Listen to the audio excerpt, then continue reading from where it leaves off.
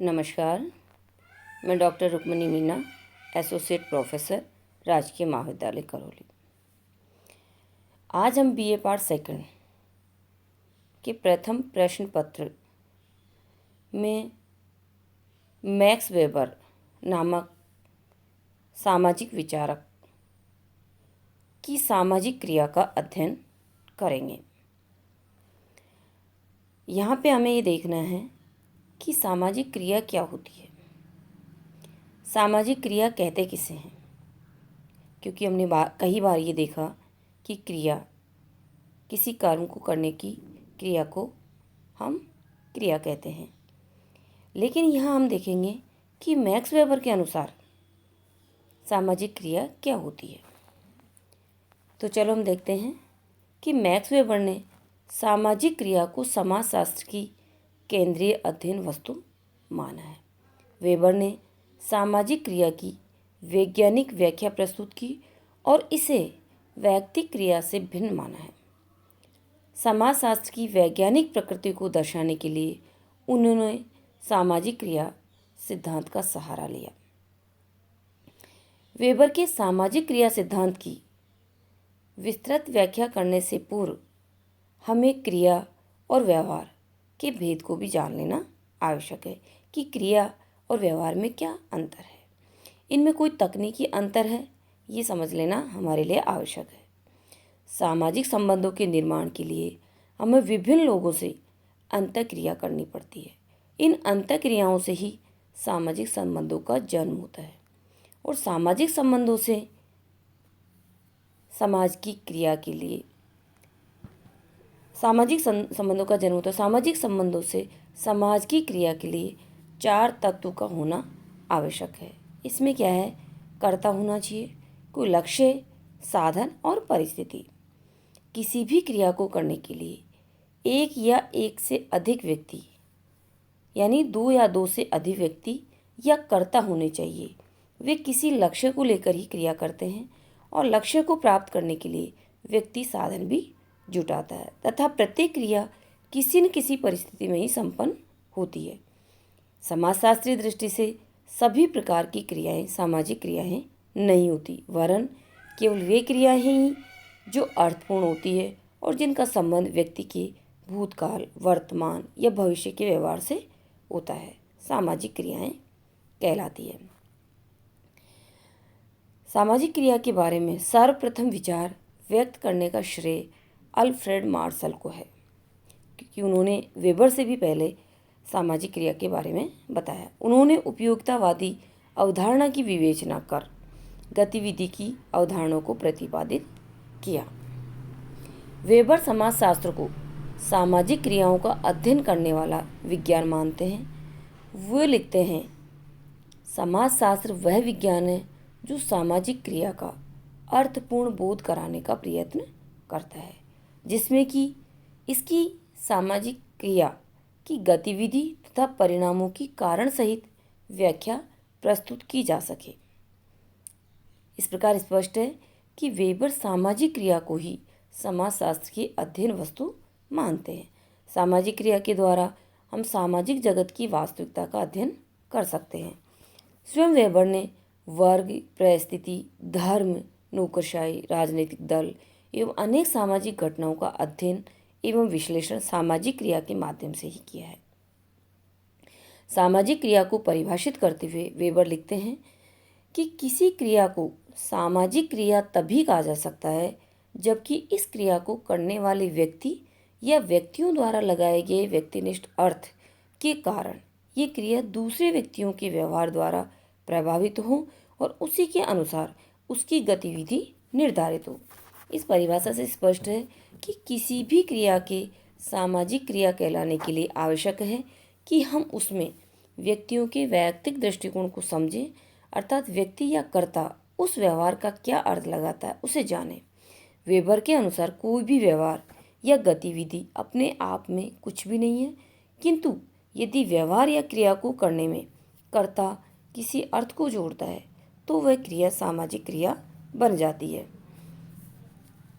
इसी तरह से पैरेटो ने कहा कि दूसरे व्यक्तियों द्वारा दिए जाने वाले अर्थ को महत्वपूर्ण मानते हैं वही वेबर स्वयं कर्ता द्वारा दिए जाने वाले अर्थ को। वेबर ने सामाजिक क्रिया को समझने के लिए उसके निर्वचन पर बल दिया है। गतिविधि अपने आप में निर्वचन के बिना अर्थहीन है। वेबर सामाजिक क्रियाओं के निर्वचन पर बल देता है, इसलिए ही उनके समाजशास्त्र को निर्वचनात्मक समाजशास्त्र कहा जाता है। वेबर के अनुसार सामाजिक क्रिया की यह भी विशेषता है कि वह अन्य व्यक्तियों की क्रियाओं से प्रभावित हो। तो हमें यहाँ ये समझना चाहिए कि सामाजिक क्रिया कहते किसे हैं। तो इसमें वेबर ने जो बताया है वो ये है कि दो या दो से अधिक व्यक्तियों का इसमें होना आवश्यक है। और कोई भी क्रिया सामाजिक क्रिया तभी कहलाएगी जब आपके द्वारा की गई क्रिया से दूसरा व्यक्ति प्रभावित हो, तभी उसे हमें सामाजिक क्रिया का नाम दिया जाएगा। अब यहाँ हमें वेबर द्वारा कुछ सामाजिक क्रियाओं के बारे में चर्चा करेंगे। तो उन्होंने सामाजिक क्रिया की विशेषताएं, तो 4 विशेषताएं वेबर ने सामाजिक क्रिया की बताई है।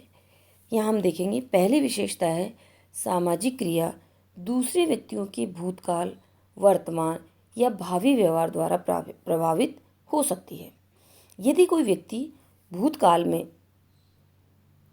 उसे दी गई गाली का बदला लेने के लिए अपने शत्रु के साथ मारपीट करता है, तो उसकी ये क्रिया सामाजिक क्रिया कहलाएगी।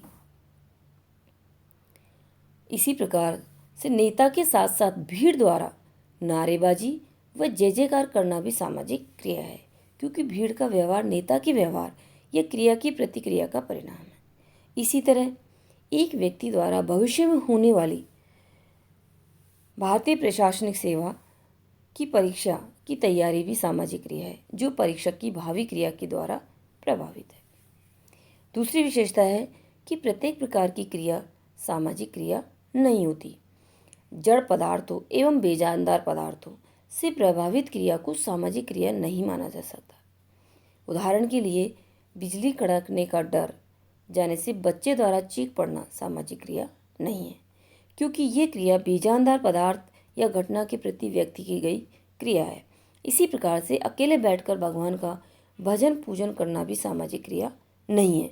लेकिन यदि कोई पुरोहित मंदिर में पूजा करता है और अपने मंत्रोच्चारण करता है, मूर्ति व फल, फूल, कुमकुम, चावल या सुपारी चढ़ाता है, तो ये सामाजिक क्रिया है, क्योंकि इससे दूसरे लोग प्रभावित हो रहे हैं। जो लोग उसको देख रहे हैं वो प्रभावित हो रहे हैं, तो इस क्रिया को हम सामाजिक क्रिया कहेंगे।